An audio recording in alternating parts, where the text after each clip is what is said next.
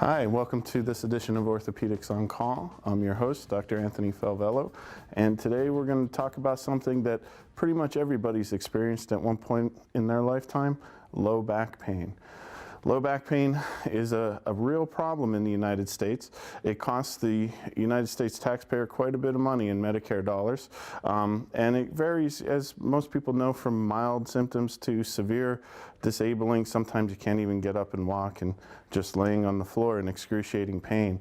When back pain becomes chronic, it can make these particularly everyday activities that people want to do very difficult, and for a lot of people it's quite disabling. We know that there's about 3.4 million emergency room visits each year for low back pain alone. That's upwards of 9,400 visits a day. The ERs are inundated with a lot of things that don't need to be there. Not that they can't take care of them, but they can be treated in the outpatient setting. Low back pain is one of the biggest things that falls into that category. We're going to talk a little bit about where does low back pain come from, and to understand that, you really need to understand the anatomy. Understanding the functional anatomy of the back and the spine is really important to understanding why you have pain. And there's different types of low back pain. It falls primarily into two major categories, and we're going to talk about that today as well. To start off, we'll start with some spinal anatomy. We'll work into some scenarios where you get to be the doctor and you get to decide what you might think this patient needs and what are the appropriate tests to order and the appropriate treatments. Let's talk about the low back. We call this area of the body the lumbar spine. The lumbar spine generally consists of 5 bones with discs in between them. The discs are called intervertebral discs, and we see these at all levels in the spine: the cervical spine, the thoracic spine. In the sacrum, the bottom of the spine, these bones are fused together, and the discs are not as prominent, but they are still there.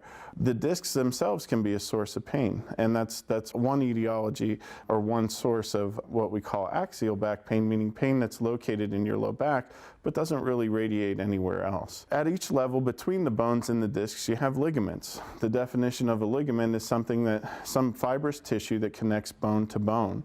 When you have multiple bones in the spine, such as this, you need multiple ligaments, and there are many of them. Ligaments are very sensitive to pain, and those can be a source of pain as well. Understanding more of the anatomy as it relates to the nerves, everybody says, "Oh, I got a pinched nerve in my back. I've had a pinched nerve. I have a slipped disc or a bulging disc, and it's pinching a nerve in my back." Well, the nerves exit at every level right behind the discs. So that's why that relationship of the disc to the nerve is very important. Frequently, the disc, if there is going to be a pathologic condition of the disc, it's going to follow the path of least resistance, and it's going to herniate and kind of squish out or bulge towards the back where the nerve roots are. The nerve roots, as we know, originate in the spinal cord and become the nerves that go into our legs through a structure called the lumbar plexus, which is within our pelvis and our trunk. Another important structure that occurs in the lumbar spine are called facet joints. Facet joints are joints that occur between the bones in the back of the spine. The spine can be divided into 3 major columns or 3 major segments. These are in the back or on the posterior aspect of the spine. Just like the discs, these can be sources of pain, and like any joint, they can become arthritic. And then when they become arthritic, they become hypertrophic, they become bigger and they bulge, and they can put pressure on nerves in the spinal cord and cause pain not only in the back, but pain radiating into the leg. The facet joints are what give the motion of the lumbar spine its motion. Primarily, that is forward and backward flexion, bending over to touch your toes, and leaning backwards when you stand up. Those are the primary motions of the lumbar spine, but there is also some twisting, side-to-side motion, and that's important as well. And a lot of this comes from how these facet joints are oriented. The most important structure that everybody knows about their spine is their spinal cord. The spinal cord is located centrally within the spinal canal. And the spinal cord in the lumbar spine actually terminates at the upper lumbar spine, about the second of 5 vertebrae. And below that, it really just kind of looks like spaghetti strands. It looks like nerve roots. And those nerve roots become the nerves that go into our legs. And as we know, these can cause pain. When the spinal cord gets compressed, we call that stenosis. Spinal stenosis is a condition that happens after years and years of degenerative changes. Arthritic type changes occur, and a lot of elderly people, particularly in this area, and even younger than that, are afflicted with spinal stenosis. Branching off of the nerves that come out at every level are the spinal nerves, okay? These nerves go to the muscles in the back, and this is why if you have an inflamed nerve or an angry nerve, you can get spastic conditions of the muscles in your back. And everybody, pretty much everybody's had that at one point or time. You know, you just can't get up. Your muscles are so tight, they feel like rocks if you were to touch them, and they're just exquisitely tender and painful, and it's very difficult to walk. These muscles in the lumbar spine are very important in balancing the way that we walk, and without them functioning properly, and particularly when they're in a spastic condition, it's very difficult to walk. Understanding the anatomic relationships help us as physicians diagnose what is going on with the spine and what is the cause of back pain. This is really important because, you know, if you can't find the appropriate cause, you obviously can't find the appropriate treatment. It's our job to try and differentiate and use the tools at our disposal to differentiate what is the exact cause of your pain. And most people, we can do that within a period of a couple weeks to a couple months. The truth of the matter is that most back pain, according to orthopedic studies, will resolve spontaneously within 3 months' time. So, you know, if you have the 3 months to wait around to get better, you probably will get better on your own. That's not true of everybody, though. But the studies show that, you know, no matter what the source of pain, 3 months is usually the time that it kind of goes away. Unfortunately, there are people who fall outside of that, who have pain and they have a pressing issue and it's not getting better and it's not going to go away. In those people, other treatments such as injections and sometimes even surgery are necessary to help remedy their symptoms. So we talked a little bit before about the two types of back pain. Primarily, it can be broken into two groups, what we call axial back pain, meaning occurring along the axial skeleton, and radicular back pain, which is back pain that radiates into the legs. When it comes to the low back, most commonly people just get, younger people get axial back pain. That's the pain that's in their back. It can be excruciating, associated with muscle spasms, but it doesn't really radiate anywhere. Maybe a little bit into the hips or to the buttocks, but not that far. There are different other types of people who have back pain and they have leg pain, or they have numbness or weakness or tingling sensations in their legs. That primarily means that a spinal nerve has been affected, okay? Typically under compression, and typically in the younger patient from a herniated disc. In the older patient, usually it's an arthritic condition, and such as lumbar stenosis. Lumbar stenosis can cause you to become weak and fatigued and not able to walk very far. And a lot of you out there who have this may know, well, it feels better when I lean over a shopping cart and I walk like that. That helps open up the spaces in the back around the nerves and helps you to walk better. So again, understanding the way that the pain is created is important in understanding the treatment. So what else causes pain, say, just in the low back? Well, arthritis of the facet joints. We know that the discs in between the bones have nerves that come into the discs and they can feel pain. Sometimes you can have purely what we call discogenic back pain. And also certainly the muscles are very, very sensitive to pain as well. Talking about some tests that we order. If you come into your doctor with back pain, what would you expect to maybe have done? First and foremost is an x-ray. A basic x-ray of the lumbar spine usually includes 3 to 4 views, and it gives us great information about what's going on anatomically. Now, the limitations of x-ray are that you only visualize the bones and you don't visualize soft tissues very well. The x-rays, though, work very well for telling us the alignment of the bones. Are all the ligaments and everything intact, and are the bones aligned as they are supposed to be?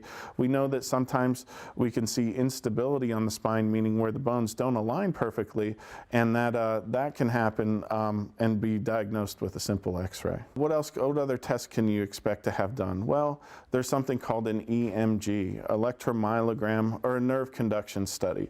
If we think that you have the radicular pain or the back pain that associates with pain in your legs, an EMG is a useful test that can be performed by a physician to help differentiate where that pain may be coming from. It tests the nerves as they exit the spine and go through the lumbar plexus and through the legs all the way down towards the toes, and tests their muscle function and their sensation function. It's a good test, and it's usually done after about 3 months of onset of symptoms. Before that, it can sometimes be falsely negative, and it gives us a good idea and good evidence of what we call radicular back pain or pain originating in your spine. Injections. A lot of people who've had back pain have maybe reached the point of needing an injection. Injections are not just a therapeutic thing, they're also diagnostic. An injection can be placed in a certain part of the spine and help us differentiate what is the cause of your pain. Most injections include a steroid, which decreases inflammation, and particularly the goal is decreasing inflammation around nerve roots to decrease pain in the back and in the legs. But sometimes an injection can be just a local, just something like lidocaine, something that's given in there and maybe mixed with a little bit of steroid for long-term relief that we can give at the facet joints and see if that doesn't help, okay? We can also inject the discs in between the bones, and sometimes those are provocative, meaning that those are indicative of pain. Blood work also occasionally is helpful, particularly for things that might be hiding in there like infection or, unfortunately, tumor or something like that. We've talked about the two types of back pain. There's the kind that occurs localized in the back called axial back pain, meaning along the axial skeleton, and radicular low back pain, which is associated with leg pain. What are the treatment modalities? Similar treatment modalities for the two groups in terms of physical therapy, medications, usually anti-inflammatory medications if you can take them, chiropractic care, and antispasmodic medicines, and those include, Flexeril and things like that. Where they start to differ is with what comes next. Do we need to, when we get towards the surgical end, what is the goal of surgery? Is it fusion and decompression, or is it something else? And we're going to talk a little bit about that. When you come back, we're going to present you with a couple clinical scenarios, and we're going to let you be the doctor. We've given you a nice little base and background of the information in the anatomy and a little bit about the treatment of back pain and certainly the tests that need to be ordered. And when we come back, I'm going to present you with some scenarios and some patient scenarios and let you kind of lean towards and think for yourself and just make decisions as to what this patient needs and how we're supposed to care for them. So thank you, and we'll be right back.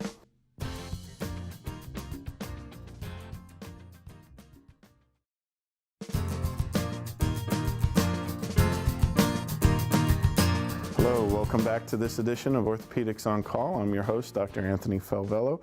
We're here at the beautiful Coordinated Health Hazleton campus, where my office is located, and we're talking today about low back pain. We just did a brief review of the anatomic structures in the spine, in the lumbar spine or the low back, and we're talking about the sources of pain. We're going to move on now, and I'm going to present you with some patient scenarios, some clinical scenarios, and let you be the doctor on call and let you decide what tests we should order and maybe what treatments we should do.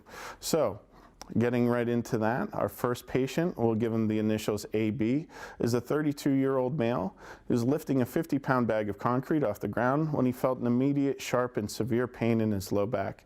He has no prior history of low back pain, but soon after the injury, he began experiencing burning pain in his left leg. Okay, the pain travels down the back of his leg and radiates into his left heel. He notices occasionally some numbness and tingling there, and he has so much pain in his back that he cannot walk. He comes into the emergency room with the complaints of the same, and actually had to be brought in by an ambulance. So, knowing what we know of back pain, how would we classify this? What type of back pain is this? Well, if you said axial back pain, Not quite. There are symptoms here in the legs. It's true that there's pain in the low back, but it's not in the low back alone. There is some radicular symptoms here as well, meaning radiating into his leg, particularly in his left leg. The pattern in which we see the radiation into the leg can help us determine and guide us into where we think we might find the issue in his back. At this point, the patient says it's down the back of his leg, into his calf and into his heel. Well, knowing of what we know, how we're wired, that tells me that I expect to see something at the bottom of the lumbar spine. And usually in a 32-year-old male, I'm thinking that there's been a disc herniation and it may be compressing what we call the S1 nerve root. So what tests do we want to order? Well, the most important test that we can order straight away would be an x-ray. Obviously, he was lifting something heavy. We want to make sure he didn't fracture or that he didn't have a pre-existing spinal instability that maybe he didn't know about. And if we order the x-ray, we would find that that is normal in this case, in this patient. Okay. The physical exam is very important and is important in every time you're seeing a patient, and we'd want to know what the physical exam shows as well. If you can, some hospitals have access to this, and in extreme cases it's definitely warranted. You can get an MRI right off the bat. We know that like we said before, the x-rays don't show the discs and won't necessarily show a herniation. You may see the space between the discs collapsing and narrowing, and that's a sign of pathology or an abnormal disc, but that doesn't necessarily tell us that a nerve root is under pressure. If we want to visualize the nerve root and visualize the disc pressing on the nerve root, we need to get an MRI. X-rays here show no fracture, no significant arthritis. This patient is a 32-year-old and has a pretty healthy back. If we were to do the examination in this patient, we would find something called a positive straight leg raise test. Essentially, with that test, we ask the patient to lay on their back. We let one leg lay flat on the table and we lift the other leg in the air. And at certain degrees, we usually expect to see pain reproducing down the back of the leg. Typically, a straight leg raise test is indicative of a nerve root under pressure in the spine, and usually when you push the foot back and dorsiflex the foot, you get exaggerated symptoms, and that's very, very common in this test. And this patient in the ER does have a positive straight leg raise. He also has numbness in the calf and in his left heel. The right side, it seems to be fine. He has full sensation and good strength. And we are able to get an MRI.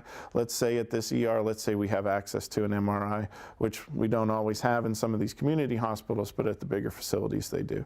So we get an MRI, and the MRI shows a disc herniation between the fifth lumbar vertebrae, which is the last lumbar, and the sacral vertebrae, which is the first of the sacrum. That's at the very bottom of your low back. That's where we would expect to see it. Our examination said, hey, you know, this guy's got pain down the back of his leg and into his calf and into his heel. That's how we're wired. That's where we would expect to see it. And sure enough, the disc herniation is pointing towards the left. And then you can see that it abuts the nerve root and is putting pressure on the nerve root. This is a pretty classic disc herniation in this young male. And we can see that very well on this MRI image right here. Well, we've made our diagnosis. What is the appropriate treatment for this 32-year-old male? Well, there are many thoughts on that, okay? Typically, even with disc herniations, pain can resolve within 3 months. Certainly taking control of his pain with medication. If he's having muscle spasms, which most patients like this are, giving some antispasmodic medication, and starting some therapy in a reasonable amount of time is a good first treatment, okay? And that's what most people will do. Sometimes, though, other things come into play, and you have to consider, you know, patient's social situations when treating a patient. It isn't just necessarily what the textbooks tell you to do, but what is the best treatment for this particular patient? Well, what if I told you that this patient does undergo 6 weeks of physical therapy, he takes medicine for his pain and his muscle spasms, and at the end he's improved, but he's still having back pain, maybe half of what it was, and he's still having some leg pain and numbness and tingling. He also starts to notice maybe a little bit of weakness in his gastroc, and when he walks he has a slight limp, a little bit of a limp to the left side. So The next reasonable step would be to say, well, we could try an injection in the area of the herniated disc in the nerve root to try and decrease the inflammation. We give a steroid there. We know steroids take away inflammation. We decrease that, thereby decrease the swelling and pressure on the nerve root, and hopefully help the patient experience some better symptoms. Well, what if I told you this patient was self-employed, he wants to get back to work as soon as possible? He could end up having 3 injections and not necessarily get better. In that situation, you have to take into consideration the patient's social issues as well, and then surgery becomes the most appropriate treatment.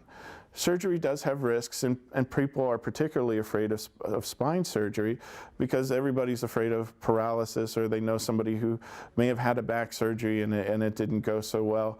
And the thoughts of having an operation on your spine are pretty scary, to be honest with you. But the truth of the matter is that spine surgery is very safe. In this particular instance, the treatment is called a microdiscectomy, okay? Micro meaning it can be done through a small incision. Discectomy meaning going in there and take out the herniated disc.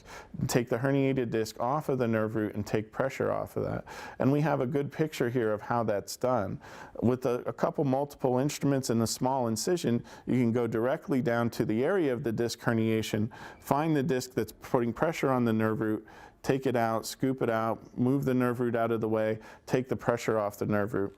And I'll tell you, a lot of people wake up with this feeling really good. And this seems an appropriate patient for this treatment, appropriate treatment for this patient.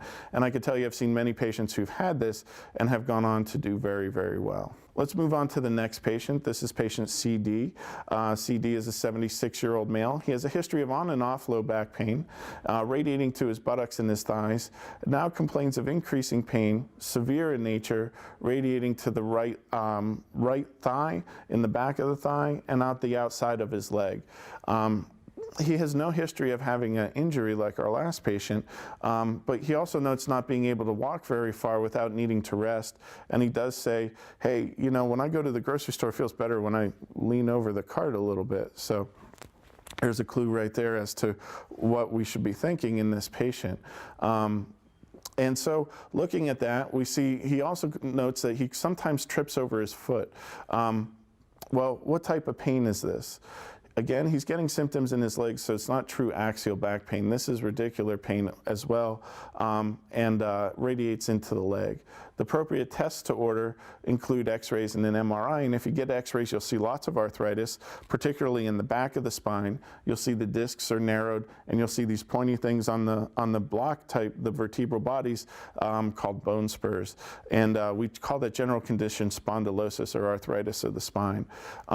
Examination shows that he has increasing pain when he leans backwards. And when he leans backwards, we know that that compresses the nerve root, the holes where the nerve roots go exit, they compress together because they're made of a top half and a bottom half, and they compress down together. When that happens, that's usually indicative of spinal stenosis. He also does have a positive straight leg raise. Here's a good picture of what an x-ray in this gentleman might look like. And here's an MRI that shows at one particular segment what we would expect to see for spinal stenosis. You can see that the disc is bulging backwards. There's also this black material as appears on the MRI, and it seems to just be pinching off at this one level. If we look at the cross-sectional anatomy, which is a slice taken through the body like this, we can see that the hole for where the spinal cord is, which is below the big arrow there, is really cramped down and really tight, and that's from the arthritis surrounding the spinal cord. This is lumbar spinal stenosis. Again, this is a degenerative condition. What we can do for him is give him a brace on his leg to help so that he's not tripping over his foot. The chronic pinching on the nerves is causing weakness and an inability to pick his foot up when he walks, and so he trips over it. So we get a brace that holds the foot up when he walks, and that can help him. You can have epidural injections here. They can be very helpful, and but really the best treatment for this is surgery. The surgery is called a laminectomy, meaning that we go in and we unroof the top part of the spine and decompress all that pressure and all that arthritis that's on the nerve roots. Sometimes we do it in conjunction with a spinal fusion. One of the things we know is that the more bone that you take away, the more you need to fuse, and the fusion is done with metal, with screws and rods, and that just has to go with how the spine works in terms of its stability. This surgery has very good results, usually at 5 years post-op. It does have some downsides. It is a rather big surgery to overcome, but it does work well, and we know that usually at least in stopping the progression of spinal stenosis and keeping patients at a functional level. Here's a good picture of a laminectomy. Basically what we do is make a midline incision.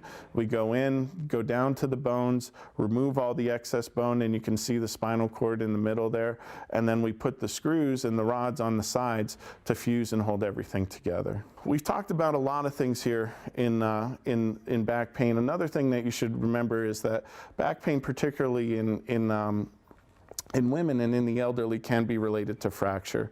And we did have a patient scenario here talking about a compression fracture. The thing I would say is, remember this: if you have osteoporosis and if you have soft bones, make sure that you're being treated for that appropriately. And if you have pain in your back all of a sudden, make sure you get treatment for that as well. It could be a fracture.